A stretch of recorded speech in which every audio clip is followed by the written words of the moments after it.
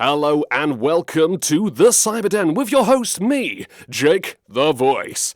And today we have another lovely guest right here on the show. So please say hello to professional actor Zack Ward, perhaps best known as the Postal Dude in the Postal movie. Thanks for coming, mate. My pleasure, Jake. How you doing, brother? Doing well, thank you. I'm doing well. Okay, now, Zack, let's start off with the usual bread and butter question. So, how is it that you got into acting, especially at such a young age? My mother's an actress from Toronto, Canada. My mom's originally from Long Island, Garden City in New York. She was a stage and film actress in Canada. So I grew up following her around to sets, whether they be for commercials or for movies or TV shows. She was actually performing with the Stratford Festival Theatre, which is the sister theater to Stratford on the Avon over there in England. And Maggie Smith she was doing a show with Maggie Smith, and I got to meet Maggie Smith when I was a little kid and invite her to my 8th birthday. She politely declined, big surprise. But that was my introduction to the world of acting and getting to play backstage with swords and armor and all the fun props that were going on in the making of these fantastic Shakespearean plays. And that was what really got me excited about the process, was being part of that team. Um, Watching the armorers and the set builders and the wardrobe costumers and the actors and the directors and the lighting team and the music all come together to make this incredible show. And that was the thing I wanted to be part of when I was 8 years old. So I begged my mother that if I could actually become an actor, and she said no. She wanted me to have a normal life. And it was my older brother who argued on my behalf, asking my mother what was the definition of a normal life. And when she could not define it, she realized that it was up to me to forge ahead on my own path. So a couple years later, at the age of 10, I started auditioning for commercials in Toronto. And I went to probably 30 or 40 auditions before I got my first job. And that was in a commercial for Dolly Madison ice cream. And that's how I started my career. And then my first feature film was at the age of 13 when I did a film called The Christmas Story, which is a very big deal over here in the United States and Canada. I don't think it's as well known over across the pond, as they say, as it is on this side. But that was my first feature film, and now I am 54 years old, turning 55 in August, and I have been a working actor for 45 years, a director for the last 15, director, writer, producer for the last 15. Quite the resume indeed. Very nice. So, could you perhaps tell us more about those experiences? Of course, as a child actor in movies and TV shows like, as I say, Christmas Story as Scott Farkas, and there's also things like Friday the 13th, the series, so much more, so many that you've kind of starred in. So, what was it like basically in those kind of old, early times? The world was a very different place. We shot on 35 mil, not digital. So that meant that you actually had to have your lines down, know what you were doing, because there was a limited amount of film stock. So you were expected to get it right, if not the first time, definitely by the third. And if you didn't, people screamed at you and threatened you with physical violence. And I am not exaggerating. Uh, I think there were higher stakes back then. Right now you can pick up your cell phone and record yourself a bazillion times until you get the right feeling or flavor, and then you can drop it on your laptop and you can uh, edit it in Blackmagic, DaVinci Resolve, and you can make the color and the edits and the sound and all that in the privacy of your own home. And really, there's no cost to it anymore. So you don't really risk anything if you screw up. Back then, you were in deep crap if you did not know what you were doing. So there was a big difference to that. There was a big difference in the attitude and the amount of preparation that went into it, and what separated the chaff from the wheat. People who weren't prepared didn't get the work. Didn't matter how pretty they were. If they didn't have the skill set and the craft down to do the performance and be off book and nail their job, they didn't get the work. They didn't get the paycheck. So a lot of preparation went into the opportunity. Whereas now, I think there's a more, although I'm very grateful that it's democratized, I think it also allows a lot of people access who really haven't earned the position. Man, how times have indeed changed, especially when you kind of look at the behind the scenes stuff of more like modern movies, and perhaps you see kind of like people having a bit of a laugh when something goes wrong, they compile outtakes and stuff like that. But hearing, of course, back then, with so kind of limited footage being able to kind of taken with those old pieces of technology, it's no wonder it must have been really tense, but also at the same time, at least still rewarding in a sense for you, I'm sure.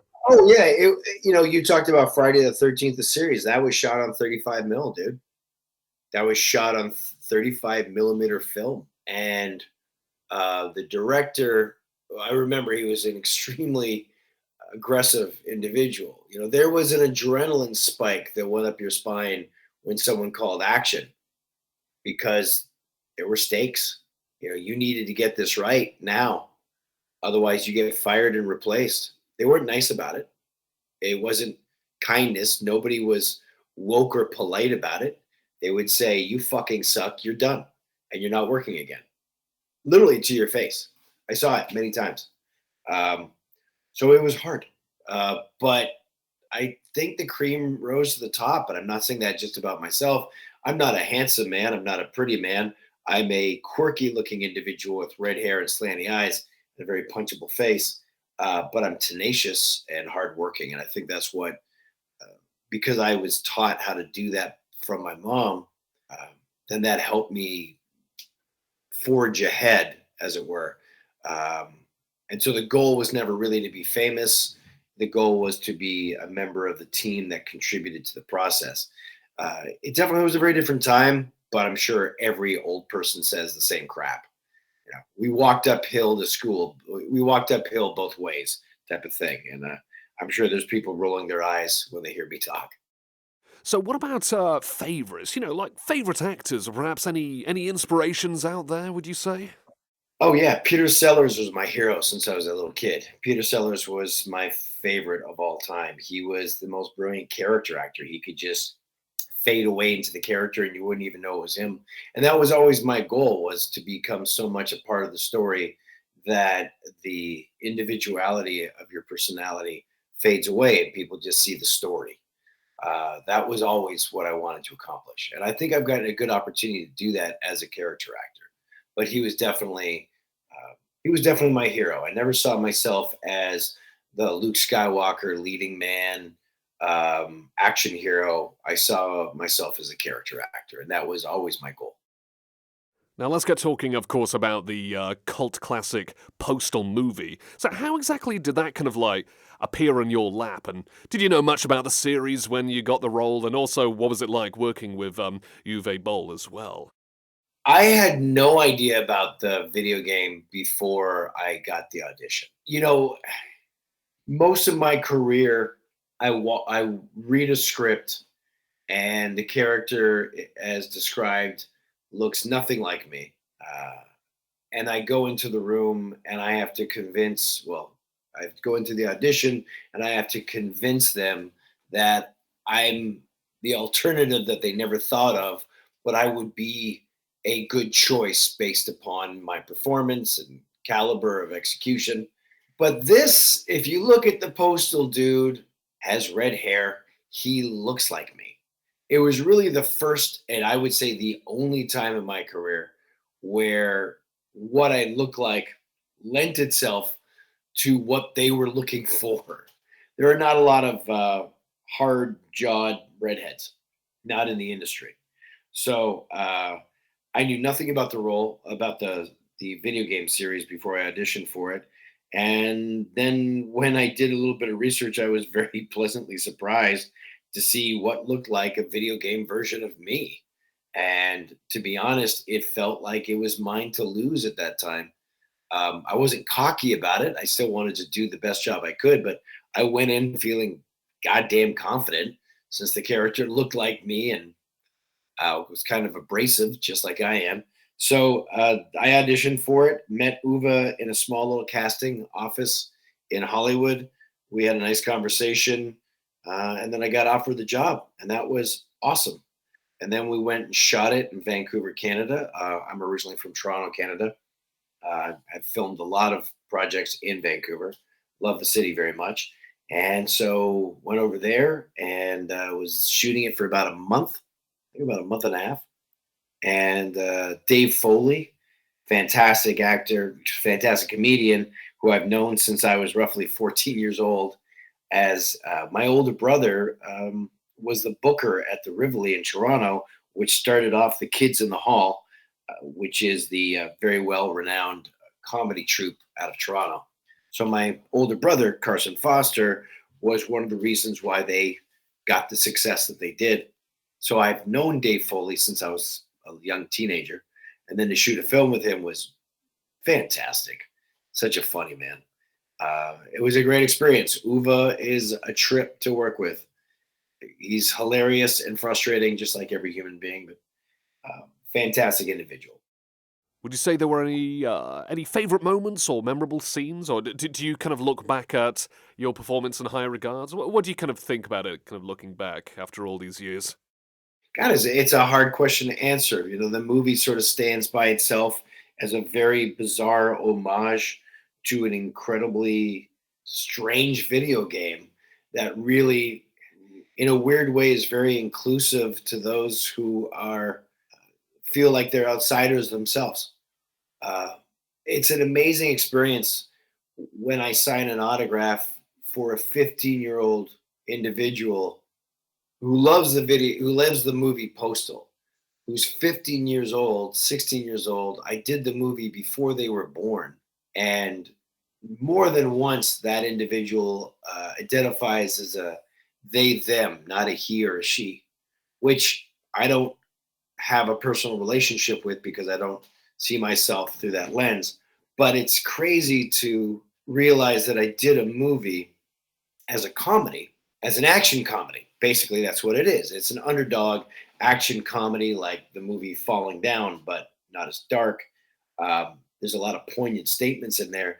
And the fact that it, although it did not do well in theaters when it came out, the fact that it found an audience of people who weren't even born when it was released, who identify with it because they see themselves as the outsider is kind of amazing to me that it speaks across that period of time and people find the movie in their own way and see themselves in it. That's kind of crazy, especially for such a quote cult favorite. You know what I mean? Oh, absolutely, absolutely. Many like the postal fan base in general, as wacky as they are, probably just as wacky as the games themselves. But if anything, they are absolutely tenacious with their love and support for almost everything in the series, and that includes the movie. It's no wonder that it's got such a strong, dedicated cult following. Saying this movie, this was absolutely crazy, just like the games, and I love it for that. Yeah, yeah, it's pretty crazy. It's an amazing thing to be part of. It's great to have done Transformers and Resident Evil Apocalypse and Titus, these giant studio level projects, but there's a different texture to the ones that are like the indie films, like Postal. It's a different feeling to the audience, and I feel very fortunate to have shared in that experience. So let's say in the future, big scenario time, you're told that all of a sudden there's going to be another movie. Maybe like, I don't know, God knows how many years or if it'll ever happen, but a Postal 2 movie, a follow up. And you were told, Zach, we'd love to have you back. Would you say yes? What would your reaction be to that? Fuck yeah, that would be great. I'd love that. That would be fun. That would be a lot of fun. Best answer. Best answer. Um, also, I heard, of course, I heard through the grapevine that you've also been chatting with a very talented bunch of chaps on a certain Postal documentary as well. Did you have fun speaking with them for the upcoming Going Postal? Actually, funnily enough, I'm actually wearing the Going Postal documentary shirt as I'm doing this. That was pure coincidence, by the way. I did not plan That's that. great. Yeah, they were awesome. They came. They came to our studio. So my business partner and I, Ace Underhill, run a studio called Brilliant Screen Studios in Sun Valley, California. We have 4 stages and a post house, and we do virtual production on LED walls with Unreal Engine and set extensions, as well as traditional production. So the guys from the Going Postal documentary came and did the interviews at my stages. That was great. They were awesome, lovely fellas. Again, it's amazing to have people half your age who could be your kids, literally excited about a movie that you did start in as a badass. It's pretty awesome. Of course, after the movie was done and dusted and released, quite a few years later, Running with Scissors ended up pushing out a expansion pack for Postal 2. I think it was roughly 10 years after the original game was released. And of course, they got you to cameo in the game as yourself. So why did you decide to kind of reprise this kind of self-aware, self-referential sort of role? And how did that kind of recording process go down back Oh, that then? was fun. Yeah, it's very meta. And I just did it for their new plushie, Postal Dude plushie doll. I just did the voice for that as well. I love the fact that you can play in a universe that comments on itself and winks at the audience. You also appeared in Postal 4, where they finally decided, you know what? Let's get every possible Postal Dude as Yeah. a voice variant. So again, how is it kind of voicing the Postal Dude? What did you think of the script for the fourth game? Uh, yeah, good. They give me the script and then I work on it with them to come up with some alternatives, and then they approve it and they drop it in there. Yeah, it's always fun to see the people who pick my voice to play the character with. I mean, the other guys who do the voices are fantastic. Like, they're really good voice actors, and I'm not. I sound I can do my voice very well, as that's how I speak. But those guys have incredible range, and they sound like kick-ass action heroes, and I sound like me, which isn't as action hero-y, but I'm hoping it has its own charm. I think the fans will agree. It adds a human touch, considering all three of the Postal Dude voices, they all had like radio DJ backgrounds. So that kind of Right. like lended to it. And you kind of just, having your kind of movie background, but still kind of sounding like your natural self. I think that definitely adds to the charm, like you say. I hope you're right. I'm betting my left leg on it for sure. Would you say, do you have any favorite lines from the Postal 2 or the Postal 4 recording sessions? None that I can think of. Nothing that popped out. I mean, you end up saying 4 pages of dialogue, and you don't really there's I don't really remember them. I just remember how foul and rude they are. Pretty apt description for sure. Fair enough, fair enough. But have you actually played any of the games, or maybe have you like YouTubed some of the gameplay footage or whatnot? Yeah, I YouTubed a lot of it. I didn't, video games for me, I would love to be playing.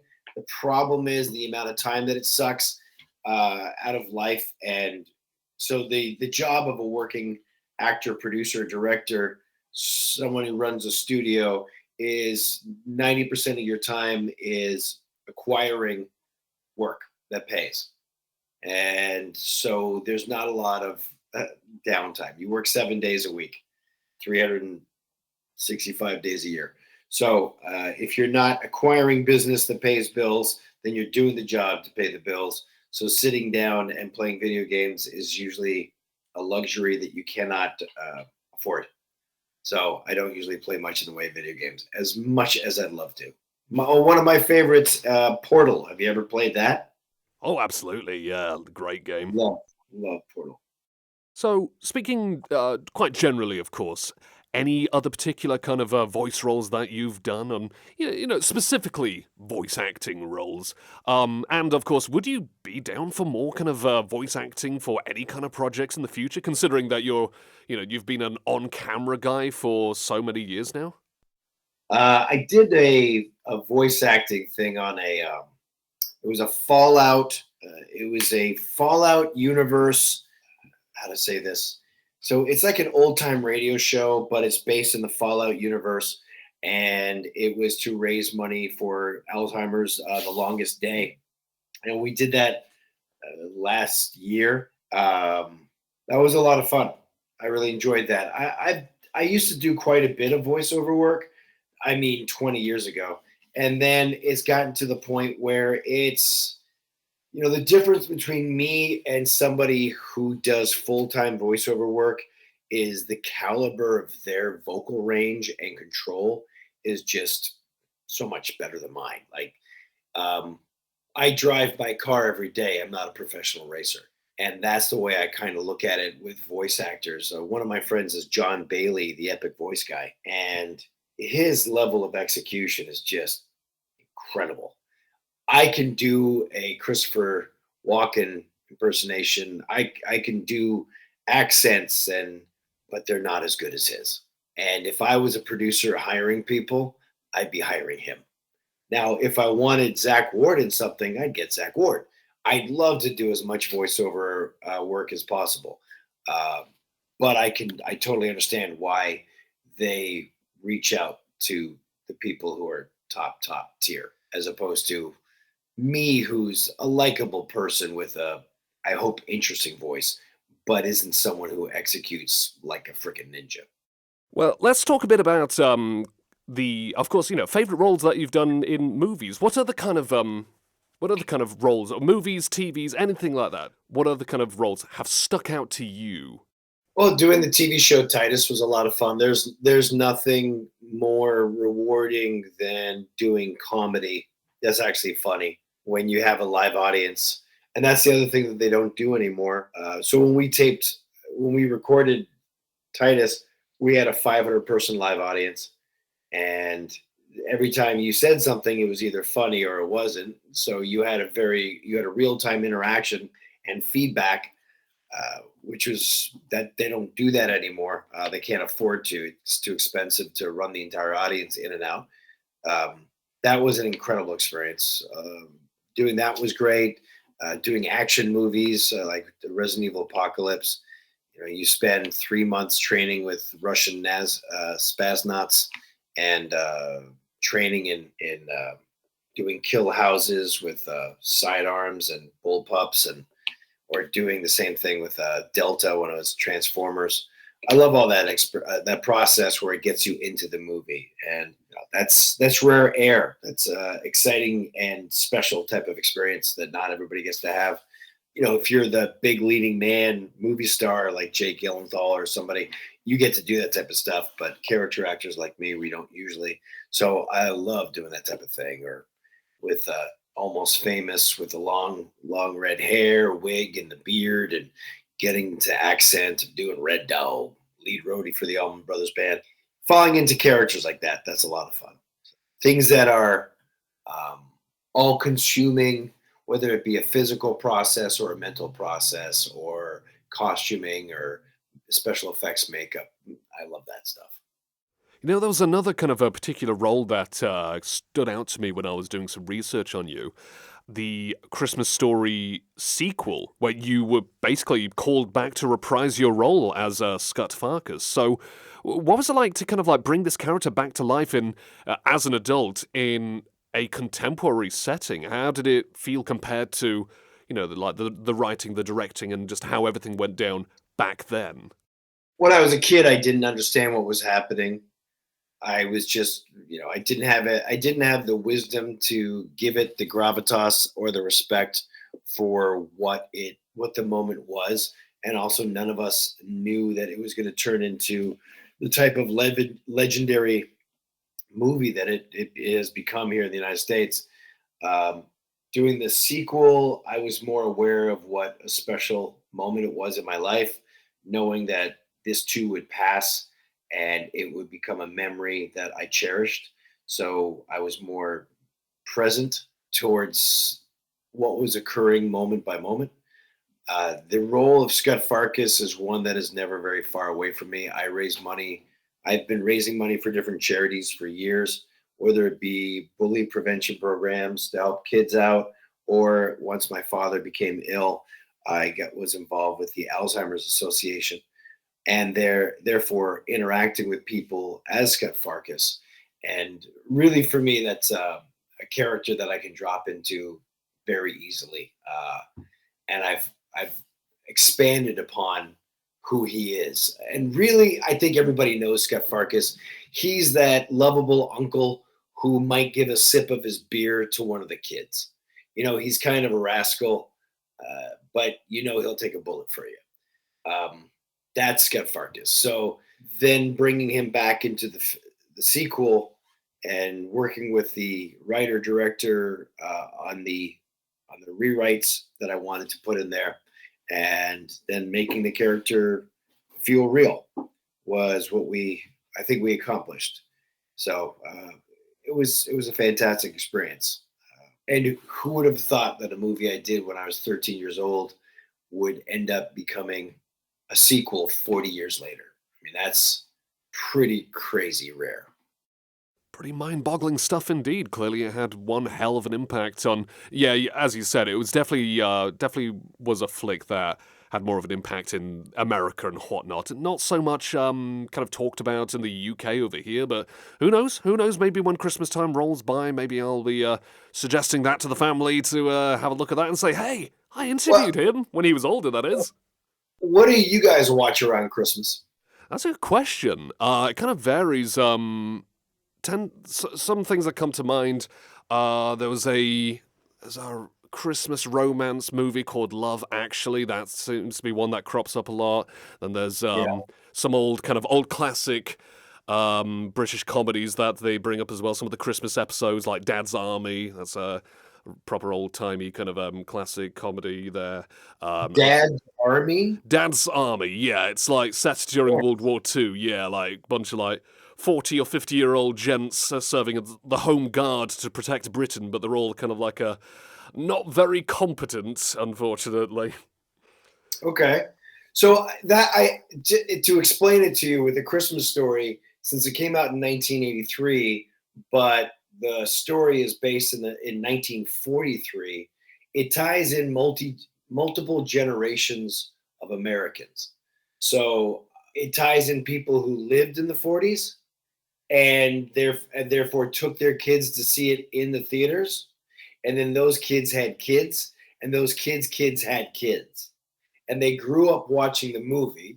And here in the United States and Canada, they run a 24-hour marathon twice a year. Once in July, no, well, once in July, no, once in November, right around Thanksgiving, and then on Christmas. And they also play it in July for the summer and July, Christmas in the July celebration, which I don't understand either. So don't ask me. Um, but it has become something that is connected to Christmas because it's been played over and over and over. And so people uh, relate it to the experience they had when they were children with their grandparents and their parents, and now they've become parents. Maybe that's similar to your film Dad's or Dance Army. Yeah, I'd say with Dad's Army, I mean Dad's Army is actually a series. That's kind of like a series of kind of comedy episodes rather than a movie per se. You see, again, Gotcha. yeah, again, but apple and oranges comparison nonetheless. But still, when you compare, like again, some of the stuff in Britain, like Love Actually, or the Dad's Army specials and Christmas, or any kind of the stuff we have over there. And compare it, of course, to the American stuff, like as you say, with Christmas Story, etc. I think it still has that kind of same sense of, as I say, that kind of same sense of nostalgia that people kind of keep bringing future generations back to and say, this was an important part of my Christmas growing up, and I hope it'll be the same for you as well. I think that, it's kind of amazing to be a part of that from the sounds of it. Oh, it's hard for you guys to understand the level that it operates in over here. Um, Literally, the Christmas Story is through the Library of Congress, uh, uh, chosen as one of the top 100 most important pieces of American cinema from the last century, and is in the Smithsonian Institute. Therefore, I am considered literally a national treasure. Again, I take no responsibility for that. I was a 13-year-old kid. It's because of the script, the story, the director, what it captivated so perfectly. And that has resonated for 40 years. It's the only film in history to run a 24-hour marathon every year and have its numbers go up. That's never happened. They tried it with Wizard of Oz, um, It's a Wonderful Life. They tried it with, The Hills Are Alive, or The Sound of Music. There you go. And every other film failed. Nobody wanted to watch it. But Bob Clark and Gene Shepard did something amazing and captured lightning in a bottle. And to be part of that is an American tradition for a Canadian is kind of an incredible experience. So yeah, it's insane. It's like being Brad Pitt for 2 weeks every year, minus the looks or the money. But yeah, everything else. Okay, well, let's get talking a bit more about. Of course, you mentioned about directing that you've been doing, and you co-created Grit Filmworks back in 2014, and again, getting behind the camera to do the production and the directing, etc. What kind of experiences and kind of challenges you faced as a producer, director, etc., being behind the camera rather than right in front of it? It's a lot more work. Acting is a lot. Acting to me is a lot more fun, easier, and relaxing than writing, directing, producing, and editing. You get to leave when you're an actor. When you're a director and a producer, it's always your fault. Whatever goes wrong is always your fault. Whatever goes right, somebody else takes credit for. It's I do love the process. I do love the creative opportunity. It's just a totally different animal when it comes to process of how you get from A to B. It takes a lot longer. It's a lot more arduous, and it feels like a constant uphill battle. Uh, Martin Scorsese talks about this in his master class. One of those moments where you first see the assembly edit of your movie, uh, unless you're the one editing it. And he made this comment that if you don't feel like throwing up the first time you see the first edit of your movie, then you're not a real filmmaker. And that process of being incredibly passionate and proud and sick to your stomach, I don't think ever stops. I've got another movie coming out that I directed and wrote and produced and edited that's coming out in June. It's called Patsy Lee and the Keepers of the Five Kingdoms. I think the title has been adjusted to The Keepers of the Five Kingdoms, starring James Hong from Big Trouble in Little China and George Takei from Star Trek and Bai Ling and John Bailey's in there and Dave Sheridan and Dante Basco, Matt Sato, Michelle Fang, Anna Har. And this is like Big Trouble in Little China meets the Goonies. And there's prosthetics and animatronics and little people with animatronic heads on and puppets like Yoda, VFX, CGI, practical effects, all done in a micro budget. It is a labor of love, and I'm very proud of it. And I'm sure, I hope people get to see it and enjoy it. But at the same time, I have no control over anything.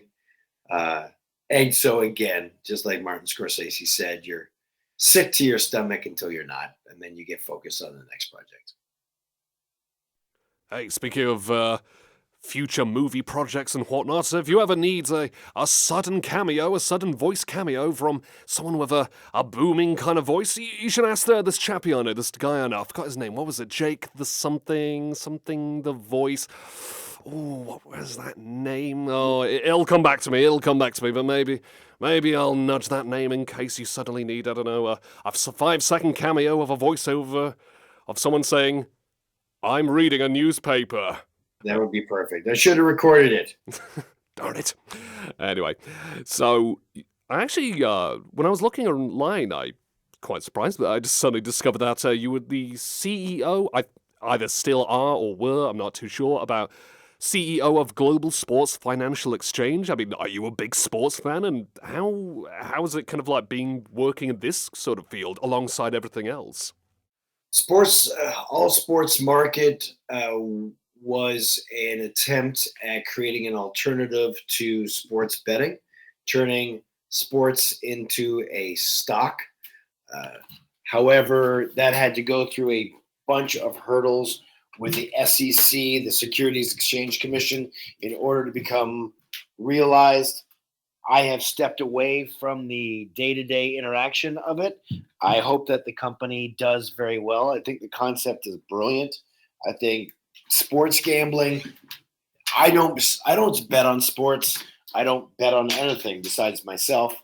And I think most people can see the collateral damage that is caused by gambling, whether it be poverty stricken families or the domestic issues that occur or the drinking and alcoholism that surrounds it. As we all know, whether or not, regardless of your politics or your beliefs, we all know that the house always wins. That's just a fact. So, finding a way that people could interact with sports in a way that did not destroy their income, but actually created another form of investing and a portfolio of opportunities seemed like a great concept. I hope it gets cleared by the SEC and can be launched as on the stock exchange. At this moment, I don't know. I am not involved in it anymore at this point, and I haven't been for some years. But it was a really exciting thing to try to make happen. So, getting back, of course, to talking about movies or, again, video games, anything of the sort, what are the kind of roles would you love to be a part of? Any dream roles that come to mind? No, no, I don't have any dream roles. They. That's a really interesting question. I don't have a list of roles that I would love to play sitting in front of me, ready for me to pull out and give you an answer. And I guess maybe I should, because that would give me a direction that I should be following to get there. But I don't. I'm open to opportunities. I get excited by different concepts. This morning, I was having a conversation about directing a modern Western. That is completely different than the last movie I directed. And I'm up for another project where I'd be playing a Boston bookie as an actor. Okay. And there's another movie that I'm polishing off as a writer that I wrote, and I want to fix it up. And it's got to do with Bigfoot. So my head is kind of all over the map when it comes to what I like. I think the key to me is always the genuine nature of the character or the script that connects in a way that the audience feels included and they can see themselves in. I don't think it matters what genre that character is playing in. It could be sci-fi, it could be horror, it could be western, it could be drama, it could be comedy. I don't really care. It could be Shakespearean, but it has to be a character that resonates so that when the audience watches it, they feel a connection as if there's some merit of truth to the opportunity so that they feel themselves being represented and they go on the journey with them. Those are the things that drive me to want to commit my time to a project. So that's the worst answer ever, but that's what I got. No, no. If anything, knowing that you're very open to such roles and that so many things genuinely kind of excite you when when they start kind of like brewing in your head, that's actually a pretty wholesome, kind of heartwarming answer to hear. So I think that holds a lot more weight than you give yourself credit for, there, mate. Oh, well, thank you, man. Appreciate that. No prob, no prob. Now, when you're not, of course, working behind the camera, in front of the camera, etc., when you, of course, do have the time to relax, how is it that you like to relax? What kind of hobbies do you do on the side? What kind of bands do you listen to, etc.? Uh, yeah, that's not a thing, dude. We don't do that. We've had a strike. We've had the last 5 years have been a shitstorm of COVID, Alzheimer's from my father dying, and a strike for the last year. If I'm not busy juggling chainsaws, I'm sleeping and trying to recover. The idea of downtime. I was very fortunate. I got to take some time to go see Dune 2. Loved it. Uh, Enjoyed the hell out of that movie. And if I get downtime, that's I either go to the gym or I go see a movie with friends and have a conversation, have a coffee, and then get back to work. It is not, unfortunately, everybody lives underneath the illusion that we live our lives like lions in the savannah, where we lie around 18 hours out of 24, kill for an hour, and then just roll around in the bloody carcass and enjoy the triumph and trophy.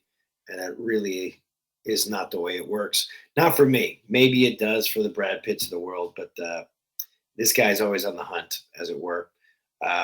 Just hoping that the industry turns around after the clusterfuck that has been for the last 5 years, because it's been ridiculous. So, um, hobby, I go to the gym, I go see a movie. That's all I got. Well, let me toss you this bonus question that just popped into my mind. Of course, these days, with the rise of technology and software and whatnot, there's been quite a vocal discussion about the use of AI, especially in films and with writing side of things, even with voice work, even with voice acting. AI is becoming increasingly prevalent. So, as an actor and director yourself, what are your thoughts on AI, all things to do with artificial intelligence for these kind of fields of media? Uh, it's inevitable and it's terrifying.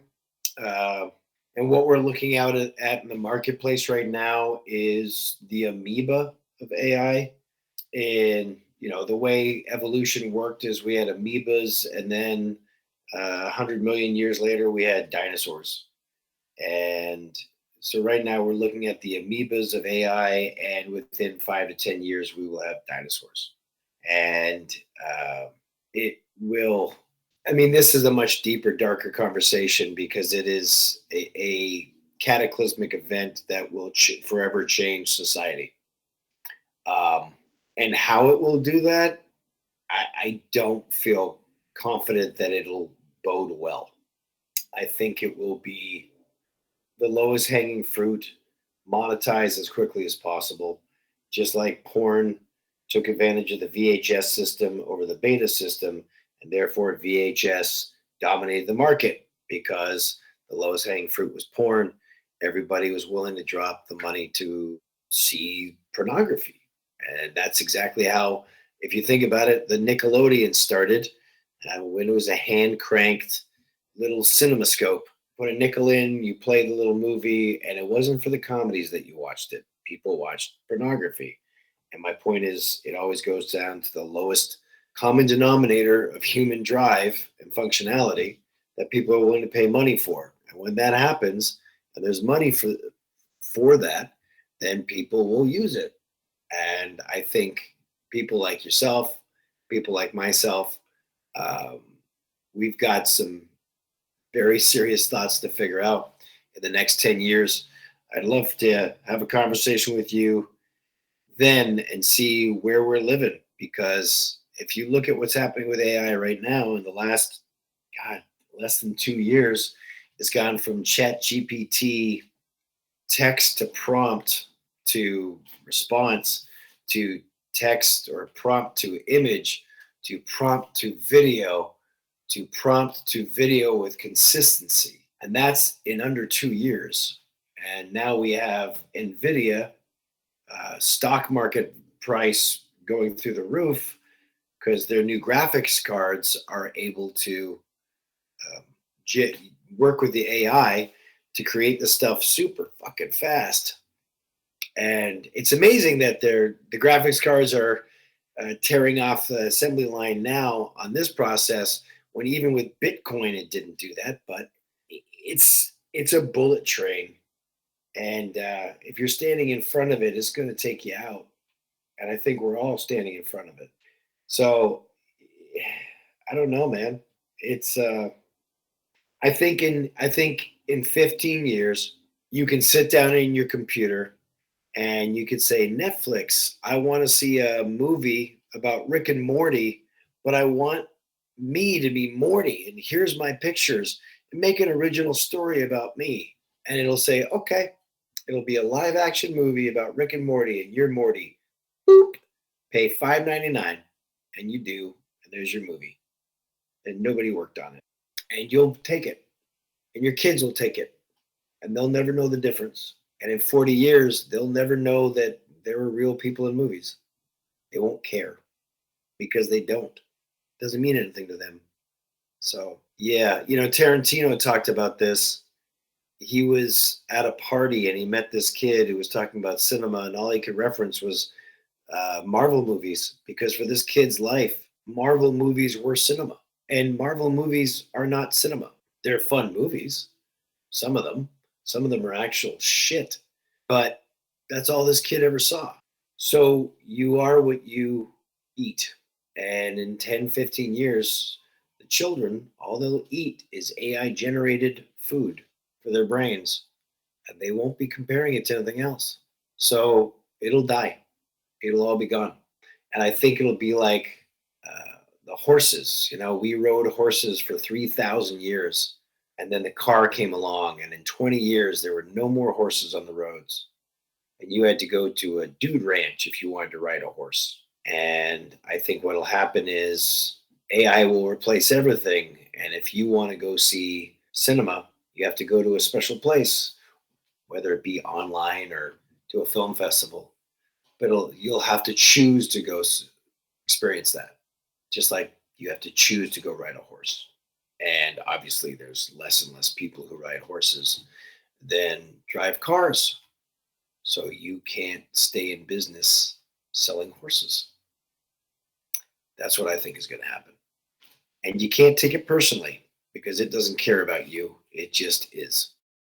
It's definitely a tool of sorts in many kind of fields, but it's how you put it. It's frightening, but it's absolutely plausible that it could very well be that way. AI may very well become so advanced that it literally becomes just a slop generator, and people grow up, the younger generations grow up on that slop. But here's just hoping that those younger generations will see, of course, the difference between computer-generated slop and hard-ass labor and effort and love and direction kind of put into all sorts of sources of entertainment and, books, movies, the Postal series, everything like that.